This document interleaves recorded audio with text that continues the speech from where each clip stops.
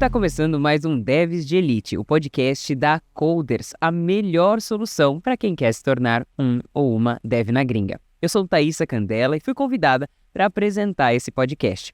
Hoje nós estamos recebendo uma pessoa que tem mais de 10 anos de experiência com desenvolvimento web, uma pessoa que tem mais ou menos 6 anos de experiência trabalhando para o exterior, sendo que 3 deles foi morando na Suécia. Ele vai contar um pouquinho mais das empresas pelas quais ele passou, os principais desafios, e atualmente ele está no Brasil, trabalhando como engenheiro de software para a Resend. Seja muito bem-vindo, Vitor. Obrigado, Thaís. Bora lá então começar a entender um pouco mais. A gente já sabe onde você está hoje. Talvez muitas pessoas já conheçam a Resend, já tenham ouvido falar da Resend, você já vai contar um pouco mais sobre o que você faz lá atualmente. Mas eu quero começar do começo mesmo. Quando você se interessou por tecnologia? Em qual momento isso aconteceu? Foi na sua adolescência, na sua juventude? Você já tinha algum contato? Já tinha alguém que você conhecia que trabalhava com desenvolvimento? Legal, na verdade foi meu pai, né? Quando eu estava fazendo ensino médio, eu estava querendo aplicar para um técnico de edificações. Eu já tinha interesse e facilidade com exatas e eu falei assim, eu vou seguir para a área de engenharia. E aí meu pai, ele é da área de tecnologia, ele é analista de sistema, ele falou assim, não, vai para a área de informática, vê como que você se sente. Se você não gostar, no pior dos casos, você não faz a faculdade disso. Mas o curso técnico você já vai ter feito. Eu falei assim, tá bom, vou tentar. Aí eu fui, tentei e gostei e fiquei. Você curtiu pra caramba ali. Por que você teve contato durante o seu técnico? A gente teve um pouco de tudo, né? Então, naquela época, e aí já vou até quase que me sinto velho aqui de novo, né? Mas falando de VBNet, Delphi, um pouco de HTML, CSS naquela época. Então, foi bastante linguagens diferentes, né? Até a introdução de como mexer com Excel, né? Então, a gente teve um pouco de tudo. E aí, depois que eu fui me aprofundando mesmo, eu acabei caindo na área de web. Legal. Então, você fez o colégio técnico por influência do seu pai, que já trabalhava com isso. Isso, exatamente. Legal. E aí, quando você conseguiu o seu primeiro emprego, de fato? Aí foi quando eu estava já na faculdade. Na verdade, a faculdade eu fui fazer para design de games. Porque aí, especificamente, eu queria fazer jogos, né? Que era uma área que eu gostava. E aquele negócio de quem passou a infância jogando. Gostava de jogar, agora eu quero desenvolver. Exatamente, eu vou desenvolver.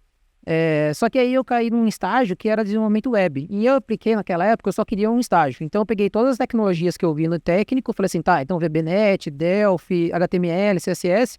Falei assim, que eu sei essas tecnologias. Então eu vou aplicar para qualquer vaga que tenha mencionado esses nomes. Legal. E aí eu entrei num estágio que era basicamente como front-end naquela época, né? E você se utilizou do quê? De LinkedIn da vida nessa época? Nossa, ele tinha um site naquela época que eu nem lembro o nome, eu acho que o site completamente morreu, mas era um site específico para vagas na área de TI, né? Então ele tinha um pouco de design, um pouco de até marketing e de desenvolvimento. E aí eu ficava naquele site o dia inteiro, acho que ele era um agregador assim, mandava aplicação por ele e depois vários nãos, né? Até conseguir a entrevista. Isso durante o período da faculdade? Isso, exato. Que ano? No primeiro ainda. No primeiro ainda, logo no primeiro você já... Exato, eu já sabia que eu queria ter a mão na massa, ver a prática, né? Então eu já comecei a aplicar desde o primeiro momento. Desde o primeiro momento, aí você já começou ali então com essa parte teórica da faculdade. Qual foi a sua graduação?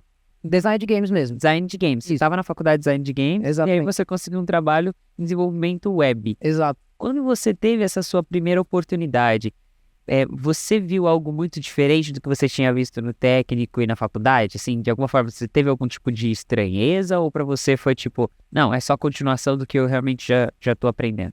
Não, eu acho que foi diferente, sim. Primeiro que na faculdade acabou sendo muito básico, né? Então, na hora que você tá quase que, não necessariamente sozinho, mas que você é responsável mesmo por fazer sem um guia necessariamente do professor te falando, eu acabei tendo uma dificuldade.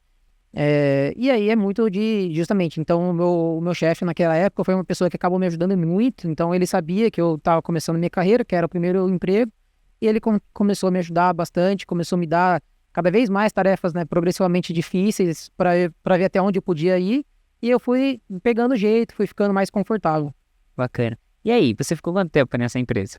Acho que eu fiquei uns 8 meses, se eu não me engano. Então foi basicamente o estágio mesmo. E depois eu acabei saindo, fui para um outro estágio, mas aí foi mais na área de back-end. Então, você foi direto para back-end? Exato, porque eu também, nos dois empregos, né? Então, apesar de ser HTML e CSS no front, sempre tinha as partes de PHP no back-end, né? Naquela época, para fazer Basicamente, a gente saía de só fazer landing page para fazer alguns sistemas um pouco mais complexos. Então, no meu segundo estágio, aí era só para desenvolvimento de sistema mesmo. Então, aí eu peguei a parte um pouco mais de back-end mais pesada, eu diria assim. Legal. Com PHP, cara. Com PHP. E aí, depois disso? E aí eu fiquei nesse emprego, acho que por 1 ano e 8 meses, mais ou menos. E aí o que eu gostei de lá foi justamente da liberdade que eles davam desde estagiário, né? Então você chegava no primeiro dia e a galera podia assustar, e assusta no começo, mas eles já te davam muita responsabilidade. Então desde o começo eu falei assim, acesso à produção e tudo mais. Cara, Você é responsável, você já começa a liderar alguns projetos menores, depois fala com o cliente, então já coloca a mão na massa mesmo e vai fazendo mesmo. isso teve algum impacto na sua visão, assim, em relação à sua carreira posteriormente? Essa oportunidade de estar num ambiente mais autônomo e de começar a desenvolver outras habilidades ali?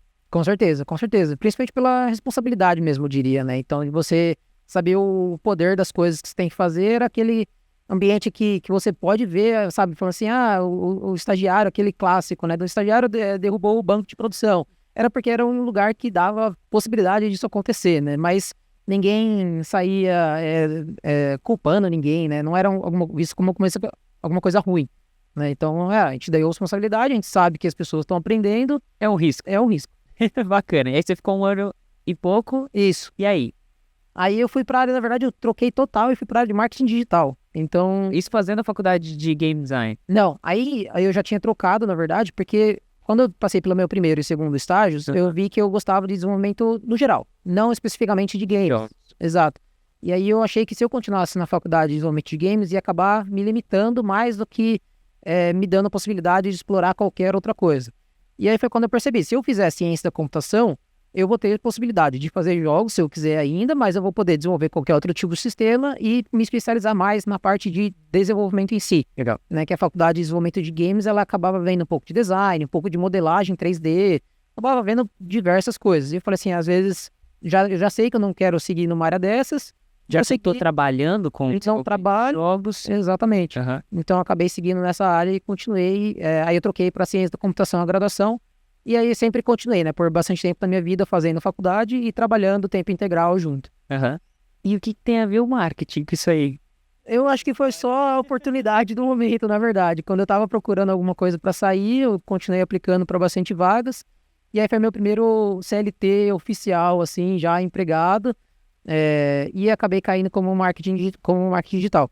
E o que foi muito bom, na verdade, porque apesar de a gente não desenvolver produto em si, né, não era, por exemplo, uma startup, nada do tipo, uma empresa de tecnologia, né, a gente tinha bastante clientes grandes naquela época, então a gente implementava ferramentas de analytics, por exemplo, só que a gente sempre a gente não podia depender de nenhuma biblioteca JavaScript. Então eu achava que o pessoal lá era muito bom em JavaScript em si, do JavaScript puro, de depender não do jQuery especificamente, né? Naquela época o React estava começando a nascer, o Angular ainda estava dando as caras, assim, não era esse negócio que é hoje, e a gente sempre falou assim, tá, então a gente tem que ficar bom em JavaScript. Legal. Que foi quando eu comecei a me especializar, e aí justamente com o React nascendo naquela época, o Node começando a aparecer também, já dando as caras, né? Naquela época a Pagar.me já tinha, acho que foi uma das primeiras empresas no Brasil que começou a usar em produção mesmo, que já tinha um produto desenvolvido em Node. Aí eu falei assim, tá, então... E eu acabei gostando também e fui seguindo. Então, pelo menos, apesar de não ter desenvolvido produto, me deu a base para ter o conhecimento técnico que eu tenho hoje. Que legal. E por que não podia utilizar essas libs externas? Não era que não podia, era porque como cada cliente, eles tinham uma biblioteca, então, se um cliente usa jQuery versão X e um outro usa, sei lá, JavaScript puro, então a gente falou assim, se a gente fizer em JavaScript puro em si, aí eu elimino qualquer variável que tem da biblioteca do cliente. Foi uma decisão estratégica de alguma forma. Exatamente. Legal. Porque aí se todo mundo sabe JavaScript, é JavaScript e pronto. Era tipo uma agência, no caso? Isso, exatamente. Que prestava serviços, você estava na parte de desenvolvimento, mas não era de um produto em si, você atendia vários clientes com foco nessa questão de marketing digital. Isso, exatamente. Um pouco mais dos projetos que você fez lá dentro, pra gente. Lá, a gente trabalhou bastante com os clientes, bancos, por exemplo, né? Um projeto bem legal que eu fui envolvido lá foi da Vivo. Então, né, a Vivo contratava a gente para ter algumas landing pages, alguns lançamentos de campanha. Então, aí, e naquela época presencial era o único jeito que podia ser trabalhável, basicamente, né? Então, não tinha esse negócio de remoto. E aí, naquela época, ainda mais novo, eu curtia bastante de poder, justamente, ir no escritório da Vivo, sabe? Tá lá, ver como que as coisas são. Sentar com a galera. Sentar com a galera, sabe? Fazer parte. Então, eles alocavam a gente por um tempo, né? E aí, era um time da empresa em si e um time do cliente. E a gente trabalhava junto por algum tempo até o projeto ser concluído e aí ia pro próximo. Legal. Qual cidade que é toda essa história que você contou? Tudo em São Paulo, sempre em São Paulo. Sempre esteve aqui a local. Exato. Eu sou de Jundiaí, originalmente, mas como eu sabia que é aqui que as coisas costumam acontecer e se eu tô tão, assim, relativamente perto, eu sabia que eu ia vir pra cá mesmo. Você se deslocava pra cá? Isso, por muito tempo, teve um tempo que eu morei aqui, teve um tempo que eu me deslocava todo dia, então eu fiz um pouco de tudo. Um pouquinho de tudo. Uma experiência híbrida. Exato, exato. Legal. Então, você passou por um tempo dentro desse ambiente de marketing digital. Imagino que talvez até obtendo um pouco de conhecimento a respeito desse universo de lançamentos, Isso. no sentido de captura de leads, etc, tal, que era novo para você, né, até aquele momento. E você ficou quanto tempo nessa experiência? Eu acho que eu fiquei alguns anos também, então, no geral, acho que foram 2 anos e alguma coisinha assim. E justamente o que você mencionou, né? Deu a perspectiva fora do desenvolvimento. Então, era muito mais sobre negócios, né? Sobre como que empresas funcionam, como que é captura de cliente, como que é conversão. Então, abrangiu minha mente para saber, tá, tudo que você desenvolve, no geral, tem um propósito maior do que, né, o sistema por si próprio, né? E era algo que você se interessava nessa época? Eu pergunto isso porque tem muito dev que faz parte de projetos que tem essa oportunidade de aprendizado, mas que o foco deles está, tipo, entregar código, e não conseguem, talvez, absorver tanto aquilo que tem a respeito do negócio, a respeito de marketing, por exemplo. Eu acho que eu absorvi, sim, muito bem, eu me interessava, mas eu sentia a falta de desenvolver um produto em si, né? Eu sentia a falta de estar num ambiente que tá uma empresa de tecnologia mesmo, trabalhando para a própria empresa. Eu senti falta desse ambiente, que foi o que acabou me fazendo depois sair e trocar de emprego. E aí, para onde você foi? Aí foi para uma startup, na verdade, né? Então, aí uma startup que na época a gente fazia parte do programa do Google de aceleração de startups, aqui em São Paulo também. Então, a gente trabalhou lá no escritório mesmo. O Google tem acho que fica perto da Avenida Paulista. Eu acho que o espaço ainda existe, né? O Google Campus. Isso, o Google Campus. Legal. Então, a gente ficou lá mesmo, trabalhando, e aí foi justamente tudo que eu imaginei que ia ser do mundo de startups, sabe?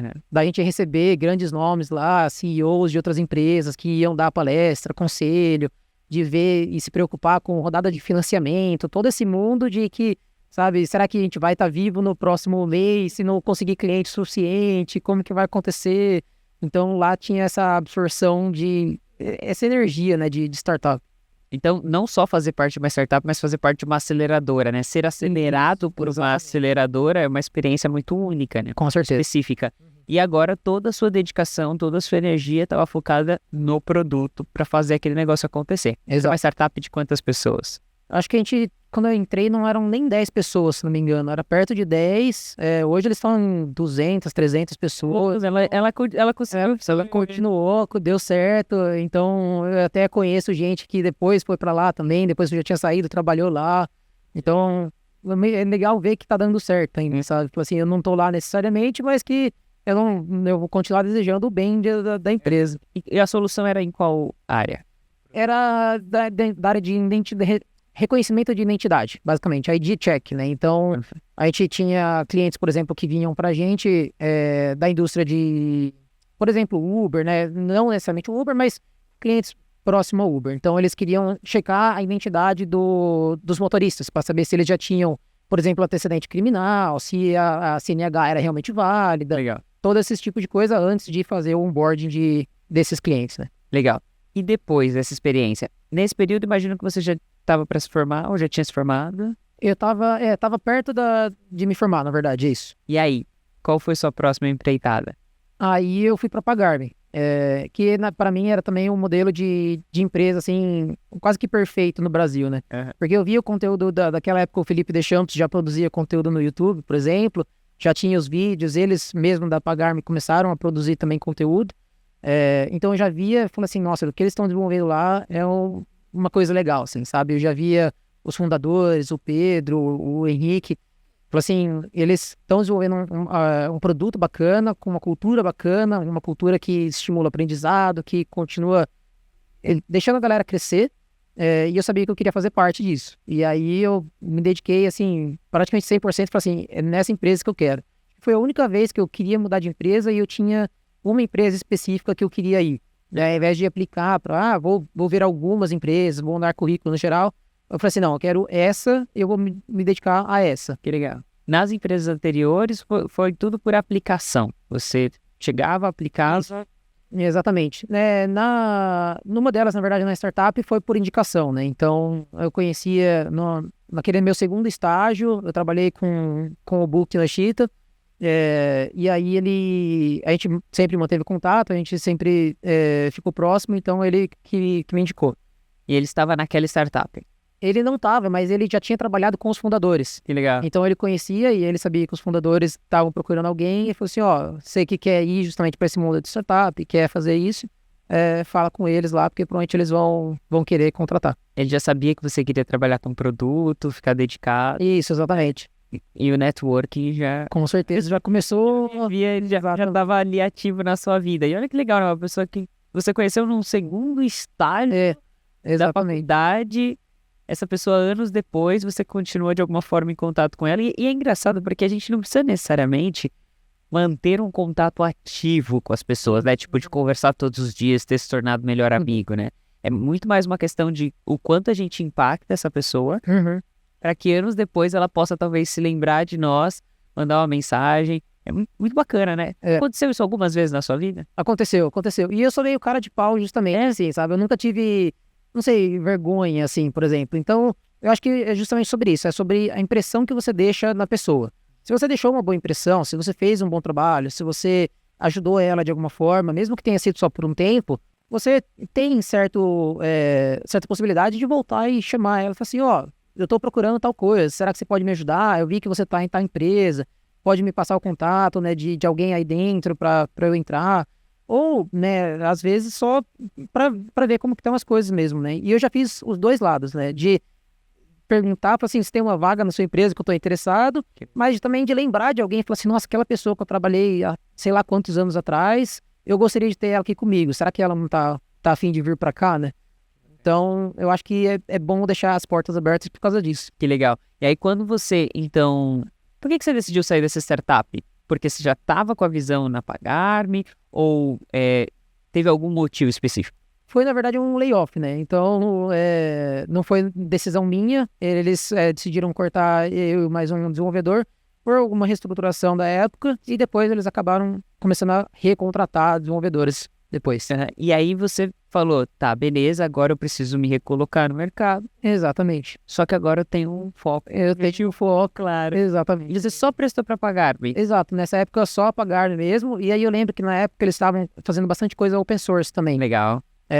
E aí eu já tinha contato um pouco com open source porque eu justamente já tinha ouvido conselhos da galera falando assim, ó, open source, né? Você pode contribuir para o código de uma empresa, depois ser notado. Mas você nunca tinha feito contribuição ainda?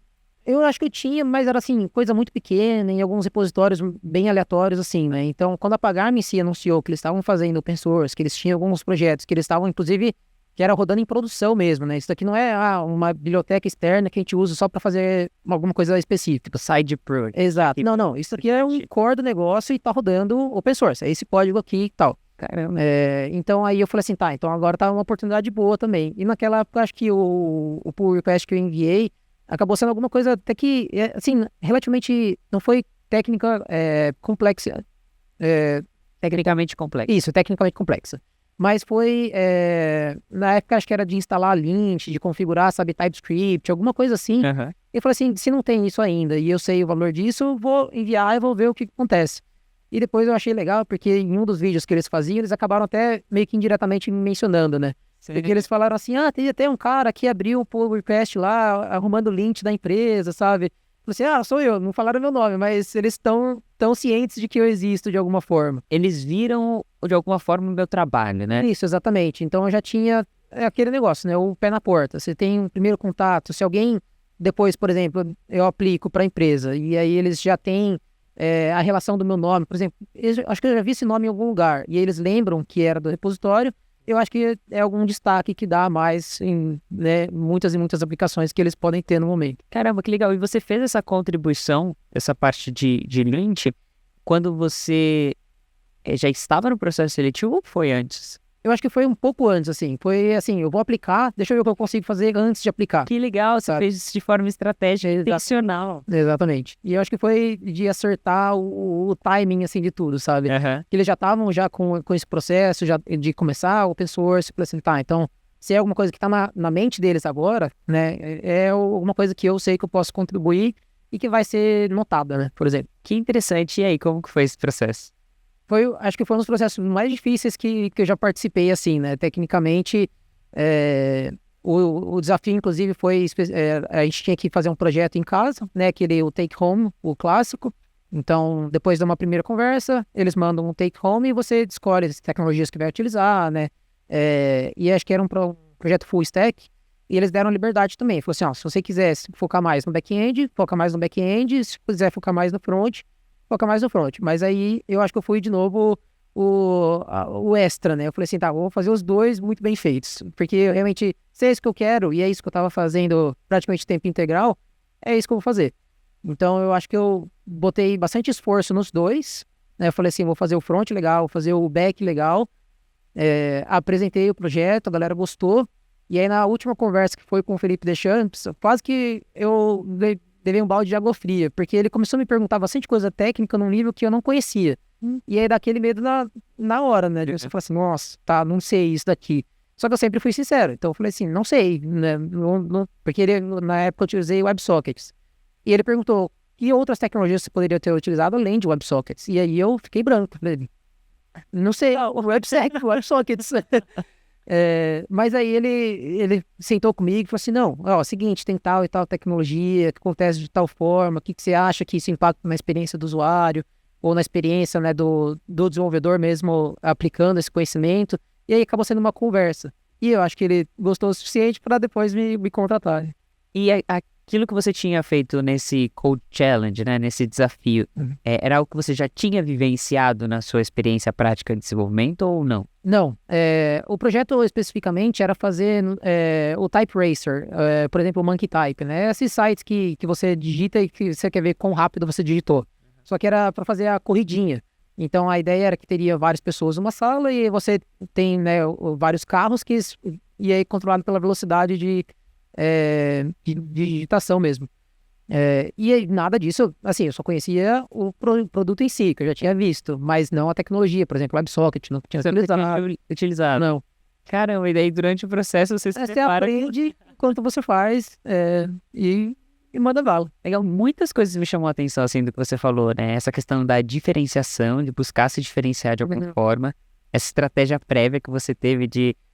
É engraçado, né? Porque tem muita gente que entra em processo seletivo nem sabe o que a empresa faz. Ah, não, Né? Você, além de saber muito bem o que a empresa estava fazendo, você também estava buscando entender qual era o momento tecnológico daquela empresa. Exato. E como ela estava nesse momento open source, você entendeu que existia uma maneira de você fazer com que seu nome fosse conhecido naquele momento. Achei isso muito, muito, muito interessante, muito estratégico.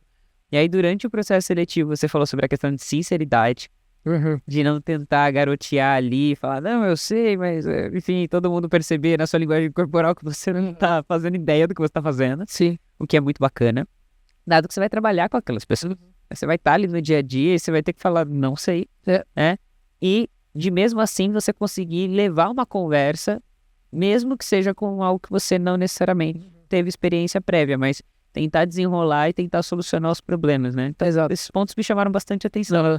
Percebo que parece que são características inerentes, assim, suas, né? Até pelas outras experiências que você veio perguntando. E são coisas que hoje, porque hoje eu tô também do outro lado, né? Eu, depois de um tempo, eu comecei a fazer parte de entrevista. E entrevistando pessoas é justamente esse tipo de coisa que acaba destacando, sabe? Então, por exemplo, uma coisa sobre processos de take home que eu gosto muito quando eu vejo é do quão rápido a pessoa, pelo menos, dá um feedback, menciona o progresso.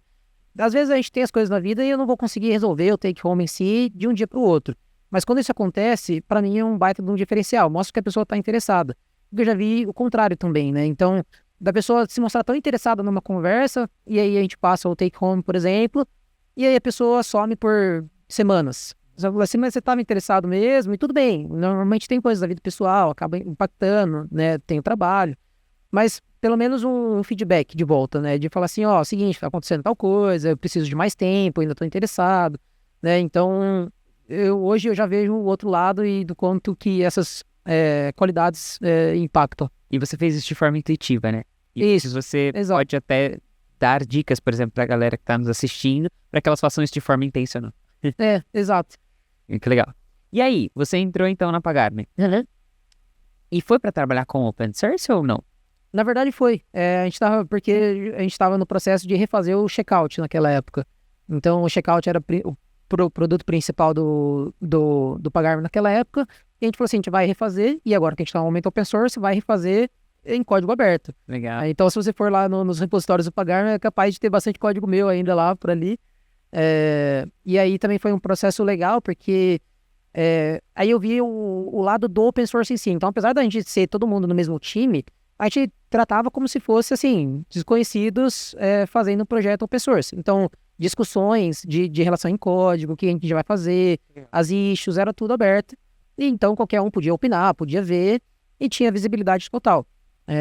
E também era um projeto um dos primeiros projetos que a Pagar.me começou a utilizar também mais React, com TypeScript. Então, tecnicamente também foi bacana de evoluir ainda mais essa parte técnica minha. Porque você tinha uma demanda, né? Você tinha um contexto para poder usar essas tecnologias. Talvez, se não tivesse isso, você não teria estímulo para poder estudá-las, por exemplo. Exatamente. Outra coisa que o Pagar.me gosta bastante de utilizar também é programação funcional, que também era a primeira vez que eu tive contato, e do jeito que eles usam, eu falei assim, nossa, isso daqui é programação funcional de verdade, sabe? Apesar de ser em JavaScript, a gente fazia naquela época, utilizava bibliotecas e estruturas que a gente podia para falar assim, tá, a gente vai fazer de verdade aqui acontecer. Legal. E além do checkout, teve alguma outra... Você ficou o tempo todo... Foi o tempo todo no checkout. No checkout.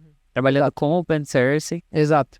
Legal. Interessante essa questão de... Você comentou, né? As pessoas se tratavam, entre aspas, como desconhecidos, né? No sentido de... quase como se aquele time fosse o core team daquele projeto open source, mas tinham pessoas externas que podiam contribuir. E qual que era o engajamento nessa época da comunidade em relação às contribuições desse projeto? Tinha algum engajamento, sim. Não era nada, assim, extremamente grande. Era um projeto também que estava começando, ainda não estava sendo usado em produção. Então, acho que a visibilidade também era um pouco menor, né? Então, era só... assim, a gente não anunciava, por exemplo, especificamente, esse checkout aqui está sendo utilizado, open source e tal. Mas tinha, assim, alguma coisa que aparecia lá e a gente sempre gostava de ver um nome ou outro aparecer diferente. Legal. Quanto tempo você ficou na Pagar.me? Aí foi mais curto do que eu queria, na verdade, né? Porque eu gostava tanto da empresa e eu não queria ter saído, na verdade. Só que uma coisa que eu sempre fiz na minha vida foi de continuar aplicando para algumas empresas, porque eu sempre quero ver... Primeiro, a entrevista para mim é uma habilidade, né? Ser entrevistado é realmente alguma coisa que você tem que aprender, tanto quanto você tem que aprender JavaScript. Fazer um vestibular, né? Você aprende a fazer um vestibular. Exato. Um curso público. Exatamente. E então, se você não faz por muito tempo, você enferruja e você também não vai saber como que estão as coisas. Interessante. E eu sempre tive essa questão de trabalhar para fora, né? Na minha carreira inteira sempre foi uma constante que eu falava, e meus pais até, eles sempre achavam que fosse brincadeira. Eu falava assim, não, um dia eu vou morar fora, um dia eu vou morar fora. Isso desde quando? Eu acho que praticamente desde que eu comecei a entrar no mundo de tecnologia, sabe? E aí eu já via as grandes empresas naquela época, que já, né, eu não sei se eu falava exatamente de FANG e tal, né, da terminologia, mas elas já existiam, né, elas já eram empresas que, tem o Facebook, já, uma empresa bacana, tá crescendo. Então eram empresas que, como dev, a gente acabava reconhecendo. Legal. E eu sabia que se eu quisesse trabalhar para elas, era indo para fora. E aí eu falava com meus pais, eu fazia, vou morar fora, e eles nunca acreditavam. Só que eu continuei aplicando, e aí nessa época eu estava engajado assim, eu só vou aplicar para fora, porque para fazer sentido de eu sair de uma empresa boa, tem que ser alguma coisa muito melhor. Muito superior. Exato. Em todos os aspectos, né? Exatamente. Eu não vou sair só para ir para uma outra empresa qualquer aqui no Brasil. Tem que ser uma oportunidade bacana. E eu fui aplicando meio despretensiosamente, né? E aí eu era rejeitado, e eu acho que eu fui rejeitado por praticamente todos os motivos que você pode ser rejeitado. Inclusive do inglês. né, do primeiro momento, de eu não me sentir confortável fazendo entrevista em inglês, eu recebi esse feedback. Assim, ó, você parece ser legal, mas a gente não dá com esse inglês, esse nível de inglês, você ainda não é suficiente para trabalhar aqui. E você já tinha qual idade? Eu acho que eu tava com uns 21, talvez, alguma coisa assim, 22. É que eu comecei novo. É bem novinho, né? Porque tudo que comecei você novo. falou, assim, tipo, já passaram muitos anos. Você Exato. estava com 21, 22, você já tinha estudado inglês? Eu sempre estudei meio que em paralelo, assim, né? Nunca fiz uma escola mesmo de inglês, um curso. Era autodidata, Exato, por conta. exato. Sempre aprendi por conta. E aí você percebeu que nesse momento, você nunca tinha prestado para uma empresa fora do país? Não. E aí foi... Tinha pagar-me. É. E aí, quando você fez quando você começou de fato a prestar, é legal isso que você falou, né? Sobre fazer processo seletivo é uma coisa que você aprende a fazer processo seletivo, você ficar bom nisso, né? Como um vestibular, como programar JavaScript e tudo mais. E é legal você trazer esse ponto, porque muitas pessoas falam, eu não vou prestar porque eu não estou bom. Mas você demonstra claramente na sua história que você percebeu que se você prestasse, você se tornaria bom. Então, era a oportunidade para você, talvez, conseguir identificar aspectos das suas habilidades que precisariam ser trabalhados, a ponto de você receber feedback específico sobre a questão do idioma. E aí, quando você recebeu de forma específica sobre o idioma, o que você resolveu fazer? Eu sabia que eu precisava praticar, né? Mas é que naquele dia especificamente eu falei assim, eu acho que eu estava muito nervoso. Porque quando eu praticava assim, desde amigos ou, sabe, ouvir inglês, eu acho que eu sei um pouco mais do que eu demonstrei que eu sei.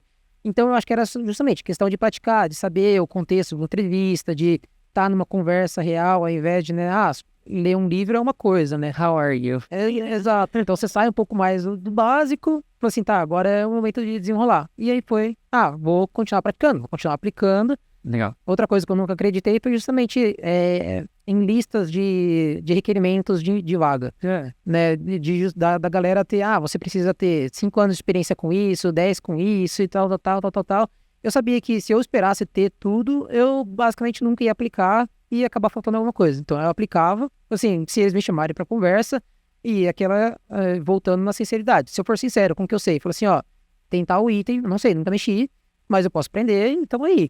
E se eles me contratassem com base nisso, eu sabia que não ia ter nada de errado para nenhuma das partes, né? Desses processos seletivos que você começou a prestar, alguns você chegou de fato a fazer parte do processo e até mesmo receber feedback.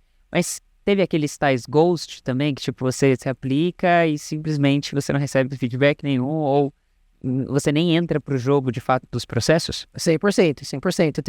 Eu enviei sempre muito currículo. Quando eu estava em processo de enviar, eu enviava bastante mesmo. Então, é claramente assim, vários nãos e vários ghosts de nem saber por quê, acontece mesmo e segue a vida. Segue a vida. E você sempre lidou bem com isso, pelo visto, né? Sim. Porque, sim, muita gente recebe um não ou recebe um feedback um pouco mais específico, a pessoa fala assim, eu vou parar, por exemplo. Mas você sempre viu isso como algo benéfico para você, no sentido de agora eu sei que eu posso trabalhar o que eu tenho que trabalhar. Sim, acho que talvez voltando para a questão de marketing, né? Quase que um teste AB que você pode fazer com o seu currículo, por exemplo. Porque se você não é nem chamado para entrevista, provavelmente é o currículo, né? É o primeiro contato que não tá legal. Então tá bom. Então, será que eu posso mudar alguma coisa no meu currículo? Será que eu ainda preciso ter questão de trabalho, de experiência mesmo? Ou só de formatação, às vezes, de como que eu mostrei essas informações naquele documento, né? Então, é você saber que se desse jeito não tá legal, vamos trocar e vamos tentar. Legal, excelente. Quais outros motivos você recebeu feedback? Você falou assim, todos os motivos possíveis e mencionou do inglês. Tem algum outro que te chamou muita atenção que você pode trazer pra gente? Teve alguns. Por exemplo, naquela época eu não era formado ainda. E eu estava aplicando para vários países. Então, vários países, eu cheguei quase que no final, e aí eles deixavam para perguntar no final, e aí falavam assim, mas você não tem faculdade? Não tenho. Então aqui o processo de visto é muito enrolado sem ter uma graduação e a gente não vai conseguir seguir. Tá bom, então preciso terminar a faculdade se eu quiser ir para esse país especificamente.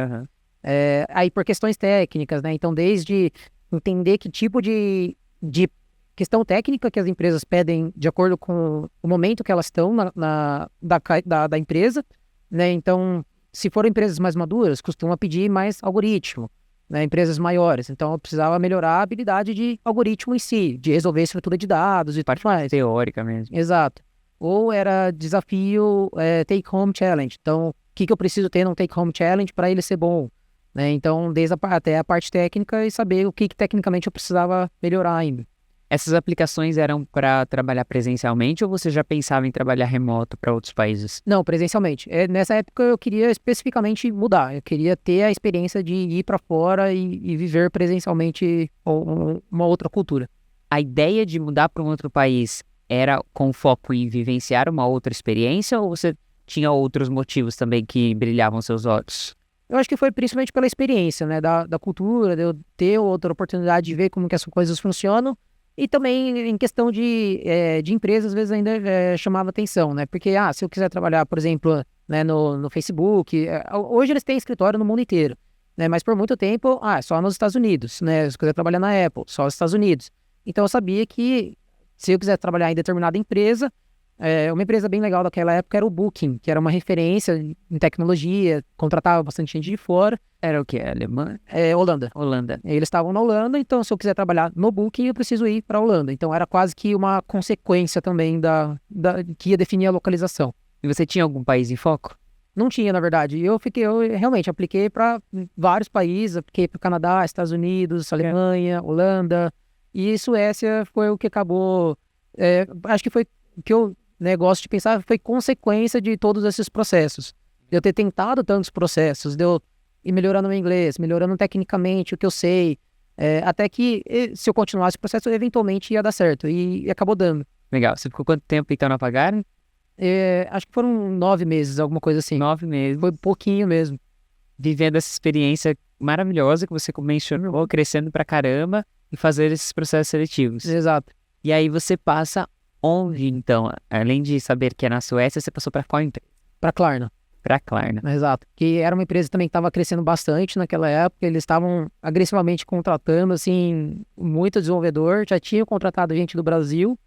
E aí, naquela época, eu participava, eu nem sei se existe mais, mas era uma comunidade do Slack, de brasileiros que se mudaram para fora. Que legal. Então, eu nem sei como que eu achei essa comunidade, mas era porque eu já estava, acho que, tão envolvido, né, com essa questão de vou mudar para fora, que eu acabei encontrando essa comunidade e eles tinham um canal, basicamente, para cada país. Então, um canal da galera que está morando nos Estados Unidos, um canal da galera que está morando na Suécia. E eles postavam assim, minha empresa está contratando aqui. Aí eu ia aplicando, eu encontrei a Suécia, a Klarna lá, apliquei. Então, aí, boa parte do processo foi remoto ainda, né? Então, no geral, os processos eram parecidos, né? Aquela primeira conversa com o RH sobre, no geral, a sua vida, uma conversa um pouco mais técnica, seguida, provavelmente, de um desafio para você fazer em casa, e depois uma conversa com o gerente. Aí a Klarna chegou para mim e falou assim, agora o último processo é você vir pessoalmente para cá fazer um dia inteiro de entrevistas. Parte do processo ainda, não tinha... Parte do processo ainda. E aí foi a primeira vez que eu falei assim, nossa, agora acho que é de verdade, né? Porque aí eles estavam se propondo, a gente vai pagar o seu hotel, vai pagar a sua passagem de avião, para você vir aqui e Suécia não é um lugar perto, mas eu só ia literalmente chegar num dia, fazer entrevista num outro e voltar no seguinte. Foi sua primeira viagem para fora do país? Não, foi a segunda, mas foi a primeira vez para a Europa. Legal. E aí, como foi essa experiência? Porque, de certa forma, se o seu objetivo era viver experiências, você já estava iniciado esse processo de viver uma experiência, como você falou, você nunca tinha ido para a Europa, e nunca, muito menos para a Suécia, de forma específica. Conta como foi isso aí. Eu acho que foi muito legal, assim... Eu sempre fui uma pessoa que... Eu me interesso muito pelas coisas, sabe? E aí eu ficava, acho que, sorrindo o tempo todo, assim, tá lá, eu falava assim, nossa, olha isso de verdade, isso e tal. E tirava foto e mandava pra minha família naquela época e falava assim, olha só, eu tô aqui. Inclusive, meus pais duvidavam, né? Falavam assim, você vai pra Suécia? O que tem pra fazer na Suécia? Tipo... O que tem lá, né? Exato, e até eu convencei eles, assim, não, é de verdade, a empresa existe mesmo, né? Eu conversei com gente já, assim, aquele negócio. Eles tinham medo. Eles tinham medo naquela época, eles falaram, meu pai, acho que ele pesquisou mais sobre a Suécia do que eu mesmo, né? Ele falou assim, ele chegava pra mim e falava assim, sabia que tal, eles fazem tal coisa na Suécia, sabia que tem tal lugar, Eu falei assim, não sabia. E ele tava pesquisando, querendo descobrir tudo de como que era lá. Que legal. E aí foi, assim, super legal. O hotel lá era super bacana. E eu falei assim, nossa, eles estão tratando bem aqui a galera. Aham. Aí é o dia inteiro de entrevista. Aí é bem puxado, assim, porque realmente é o dia inteiro de entrevista, uma praticamente seguida da outra. Eles só tinham um break lá pro almoço, que eles falam que não é parte, mas eu sei, esses almoços pra mim sempre é parte indiretamente. Exato. Porque é quando eles têm a possibilidade de saber mais sobre você no lado pessoal mesmo, né? Então é aquela entrevista, eu só quero saber se você é um colega de trabalho que eu quero ter no meu time mesmo. Legal. Então, aí foi o dia inteiro, então teve parte técnica, teve parte com gerente, teve almoço. E no almoço já, para mim, foi quando eu comecei a ter mais contato com a cultura da Suécia em si. Porque tinha colega do time que era sueco, tinha colega do time que era de outros países também. Interessante. Tinha brasileiro também? Acho que não, acho que eu fui o... Ah, não, tinha o nosso designer lá naquela época, era brasileiro já. Mas o time depois virou só brasileiro, praticamente. Mas eu acho que eu fui um dos primeiros.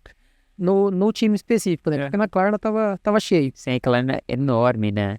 Eles já tinham, acho que, nossa, milhares e milhares de pessoas naquela época. E uma empresa do setor financeiro, né? Para quem talvez ainda não conheça, é uma empresa do setor financeiro muito grande e nessa época ela já era muito grande. Exato. Hoje ela tá monstruosa de grande, mas naquela época ela já era muito grande. Exato, exatamente. Inclusive, é relativamente parecida com o Pagar.me, né? Eles tinham também o checkout, eles tinham esses produtos para e-commerce, para processamento de pagamento, né? Então, eu até gostava de falar assim, tá, então... E eu sempre gostei do ramo financeiro. Então, foi até que bacana achar essa empresa e continuar na mesma área. E aí você volta para o Brasil e recebe o retorno deles. Inclusive no avião. Assim, eu tava o avião o celular no modo avião, eu cheguei, pousei, abri o e-mail, primeira coisa, eu já tava nervoso. Eu fiquei dando refresh lá e apareceu. Você foi aprovado e tal, contrato para assinar e dando um pouco mais de detalhes, explicando que aí tem todo o processo de sair o visto e tudo mais, que aí ia levar alguns meses ainda. Então ainda tinha que acalmar os nervos e ir resolvendo a parte burocrática, mas o sim já tinha recebido. Como ficou a sua cabeça e a dos seus pais quando você recebeu o sim? Nossa, assim, na hora que eu cheguei e contei, porque aí que... E acho que eles dizem que nunca caiu a ficha, assim, até o momento que eu tava embarcando depois mesmo, assim, sabe? Porque eles falam assim, tá, tem uns 3 meses ainda, tem bastante, dá pra gente curtir, né? Mas aí vai passando o tempo e não é tanto tempo assim, né? Então, e aí teve várias coisas durante o processo, né? Porque apesar do visto demorar todo esse tempo, eles naquela época faziam uma coisa que eu acho que depois eles acabaram parando de fazer, que para mim também nunca fez sentido financeiramente. Porque eles me mandaram de novo para a Suécia só para escolher o apartamento que eu ia morar. Então eles tinham uma empresa que era para ajudar com a realocação. Caramba. Então eles pré-selecionavam alguns apartamentos de acordo com o que você mandava de requerimento. Então, e desde a seleção, por exemplo, né, que eles perguntaram para mim, quanto você está disposto a gastar com aluguel, por exemplo. Dos partes do seu salário. Exato. Só que para mim, recebendo um salário que é em coroa sueca, né, um número para mim absurdo, que eu falei assim, tá, não sei, isso aqui é muito para eles, é pouco, quanto que vai sobrar, né? Porque você tem que fazer todo aquele cálculo do custo de vida. Você vai ganhar numa moeda de fora, mas você vai gastar numa moeda de fora. E o aluguel lá é conhecido por ser muito caro. Então eu sabia que ia ser uma parte boa do salário, mas aí tinha opções que iam, sabe, até a loucura, aquele negócio. Se você quiser um apartamento extremamente gigante, tinha disponível. Caramba. Então eu falei assim, não, quero os mais simplesinhos. Acabei escolhendo um estúdio. Então eles pré-selecionaram alguns apartamentos. Eu fui lá mais uma vez, só para ver os apartamentos mesmo. E aí eu falei assim, cara, isso aqui não faz sentido nenhum financeiramente, né? Eles podiam, por exemplo, e aí acho que é o que eles fazem hoje em dia, que é espera a pessoa vir, né? Na primeira semana acho que fica num hotel, por exemplo, em alguma moradia temporária, enquanto tá achando mesmo a morada mais definitiva. Então aí o processo foi... E quando eu contei para minha chefe aqui, eu acho que a gente já tinha até conversado sobre esse tipo de coisa, né? Que eu queria, ela já tinha morado, inclusive, na Suécia, cara. Então, quando eu contei, ela mais, assim, super me apoiou, sabe? Sempre falou... Ela ficou feliz por você, vai. Exato, feliz por mim. E falou assim, nossa, agora tá dando eu vontade de voltar pra lá, de morar de novo, sabe? Então, aí foi o processo todo que E quase que, e como eu gostava muito da Pagarme aqui, justamente, apesar de eu estar indo para uma boa oportunidade, eu quase que não quis sair, sabe? Eu falei assim, nossa, é tão bom aqui, as coisas que a gente estava fazendo lá, a cultura que a gente estava desenvolvendo, eu curtia bastante. Então, mas aí eu falei assim, realmente, me desliguei, fiquei um tempinho relaxando, basicamente, antes de... Curtindo seus pais. Exato, antes de ir. E aí, então, passam 3 meses, você teve que voltar pra lá. Voltei lá, mas... Isso realmente é bem estranho. E aí você, com tudo correto, né? Legal que você já vai pra lá com tudo certinho. Você já tem casa, você já tem visto, você já tem tudo correto. Conta do banco, né? Então eles ajudam literalmente com tudo, porque essa parte burocrática é super chata, né? Super. Então depois que já tá lá e precisa resolver as coisas sozinho, eu queria ter aquela ajuda que eles tinham no começo, de fazer tudo por você. E inclusive lá, apesar deles, falando um pouco de como é a Suécia, né? Todo mundo sabe muito bem inglês. Então a questão de comunicação é super tranquila só com inglês. Só que os serviços do governo, bancos e as coisas de lá mesmo, sempre vão vir em sueco. Então, qualquer carta que você recebe, você vai no banco, documento que você tem que assinar, vai ser em sueco. E aí você fica naquele desespero, tentando usar algum tradutor lá, mais ou menos, fazer, espero que eu não esteja assinando nada demais aqui, que seja isso. E vai perguntando também pra galera que já tá lá, né? Então, o meu chefe naquela época também, ele era alemão.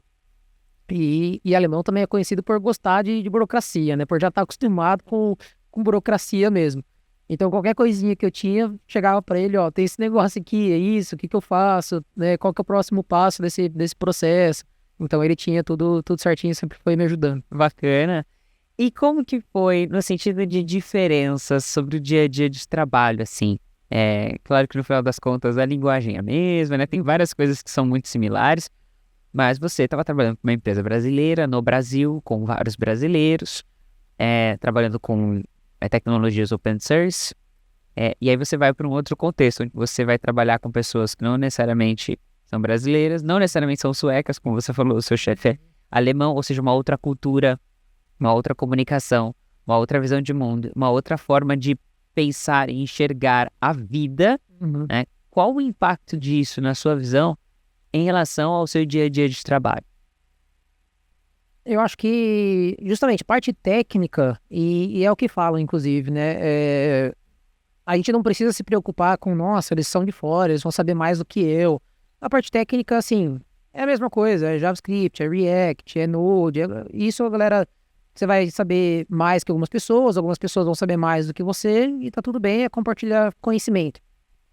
Eu acho que a dificuldade justamente vinha de um time tão diverso culturalmente, né? Então, como que cada um trabalha, quais são as prioridades de cada um, se um é mais focado ou não, se um gosta mais de se comunicar, um gosta mais de ficar focadão só na dele.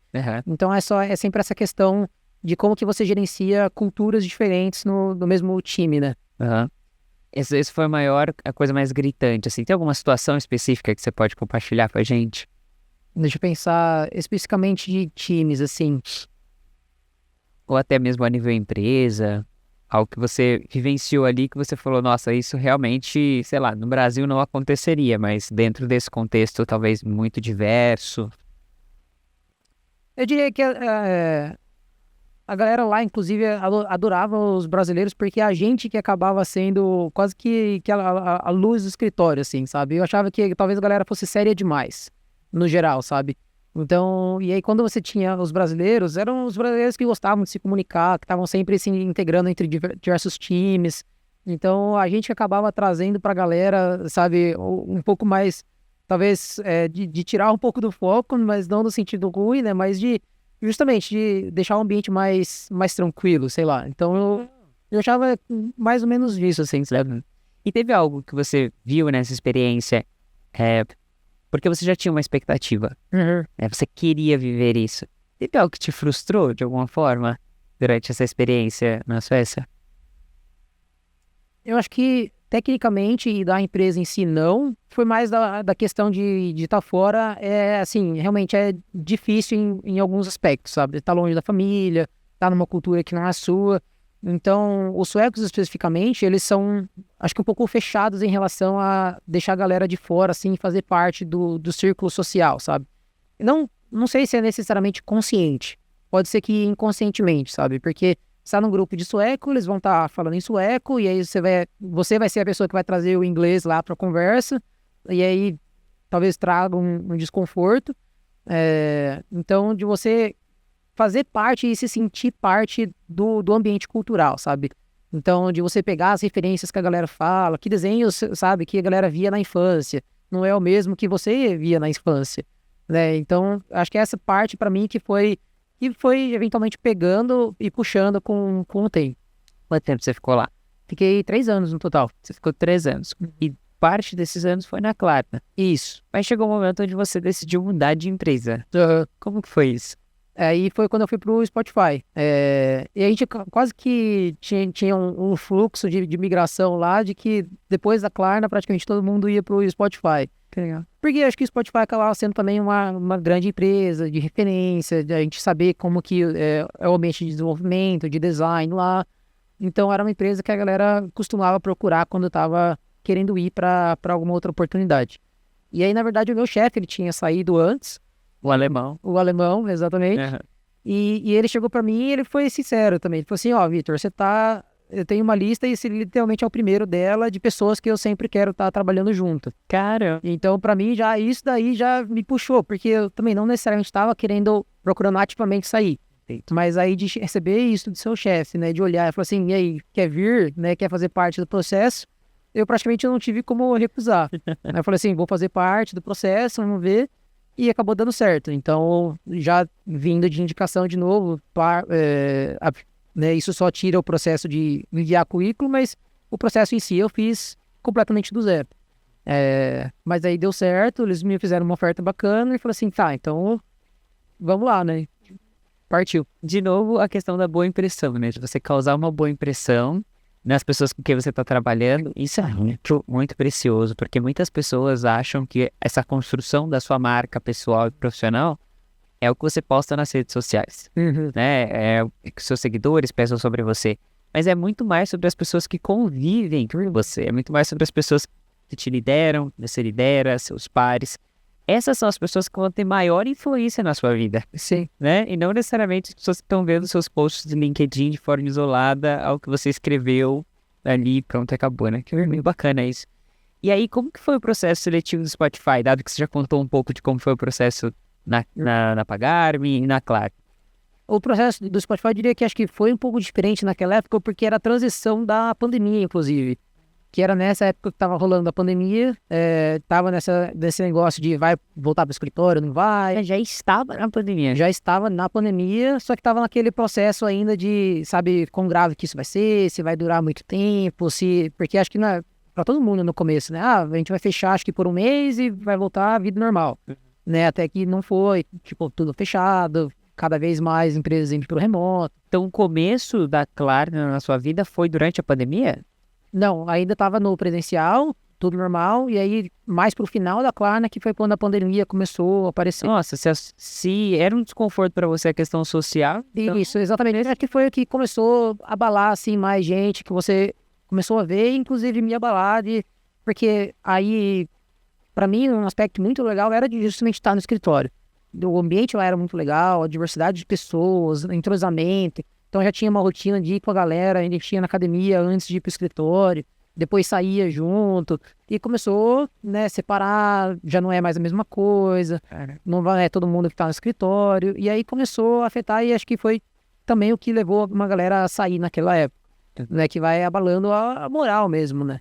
Tá, e aí então você começa o processo do Spotify durante aquele período de pandemia, de muita incerteza em relação ao futuro, como foi?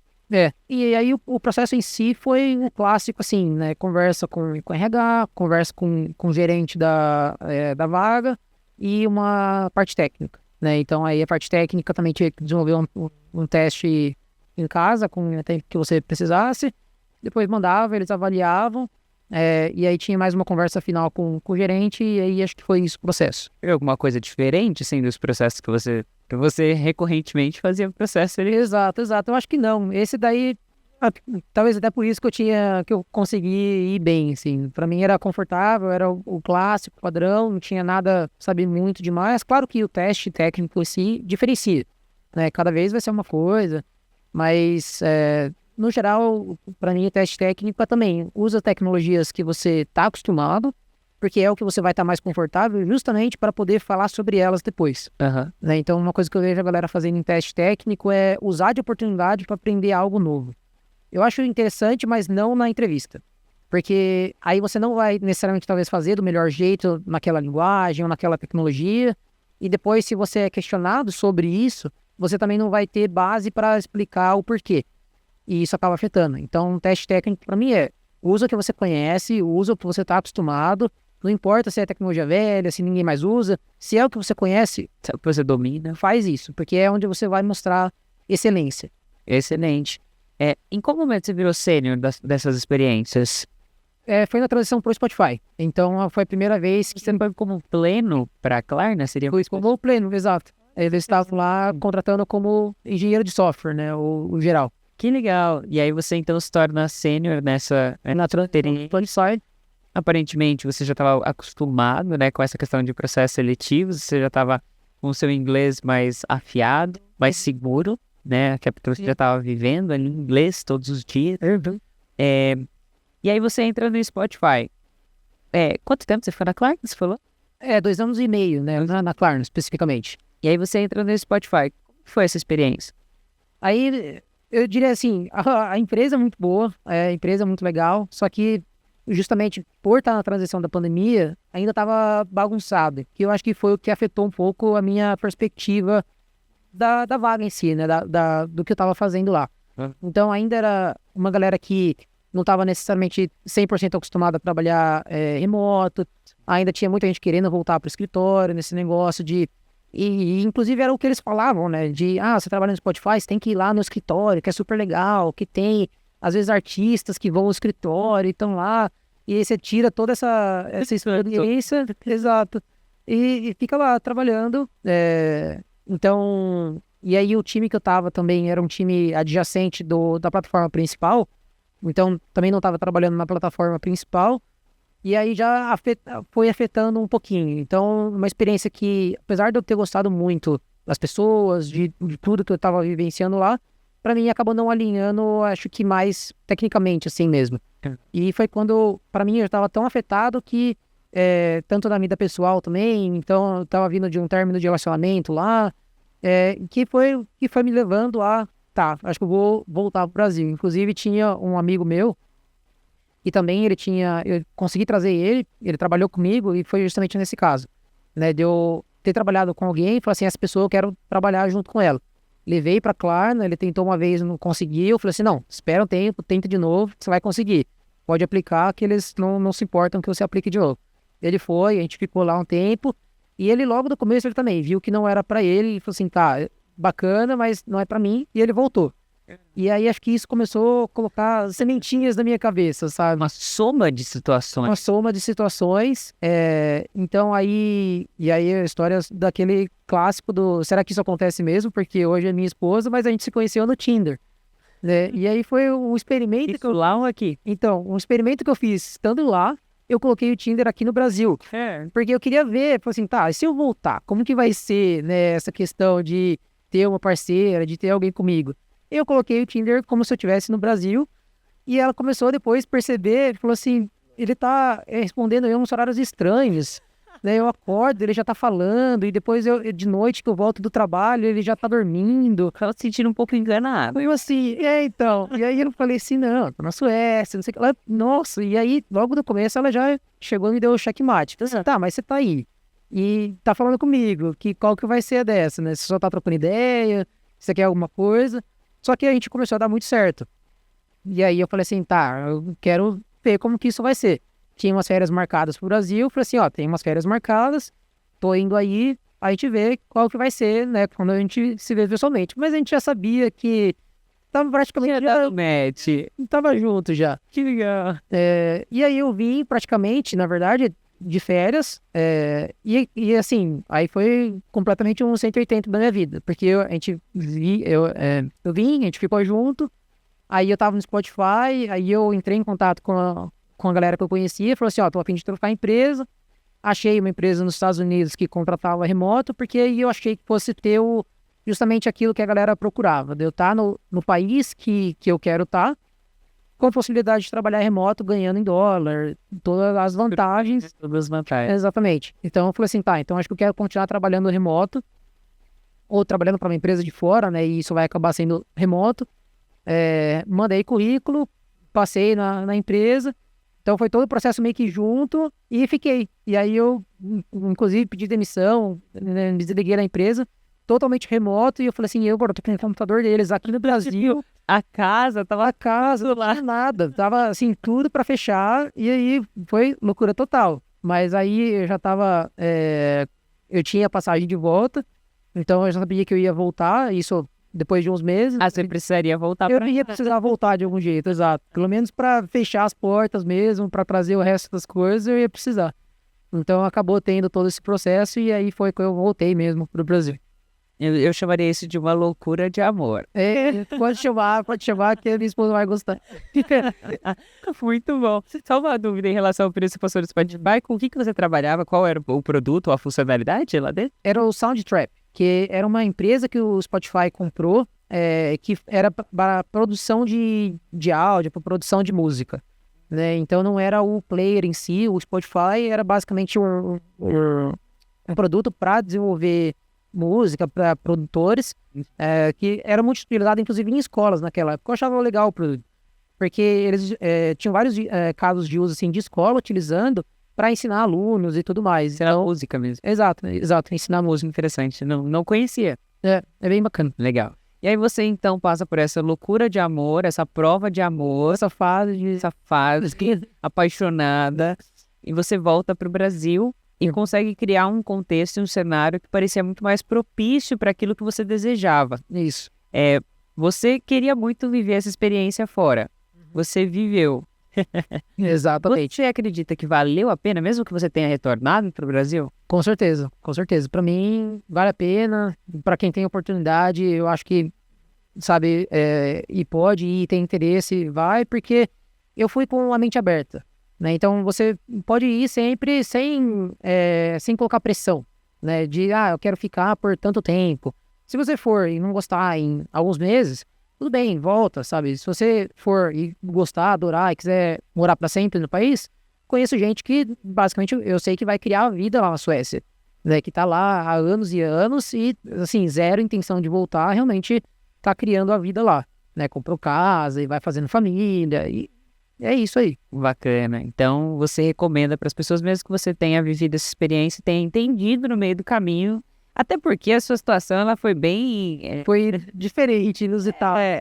Do que se você tivesse ido numa condição não pandêmica, vamos dizer assim. É isso, exatamente. Né? Então, assim, foi a gente não sabe como teria sido em outro contexto, mas a sua esposa agradece, né? Exato. Acabou se beneficiando De alguma forma com essa experiência. Legal. Então, você volta para o Brasil.